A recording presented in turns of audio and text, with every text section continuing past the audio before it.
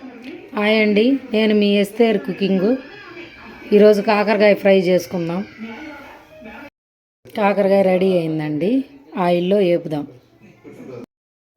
oil అండి,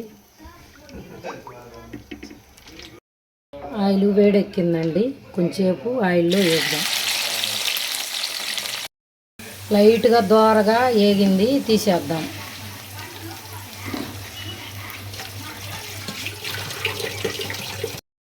తాలింపు గింజలు, కాకరకాయ,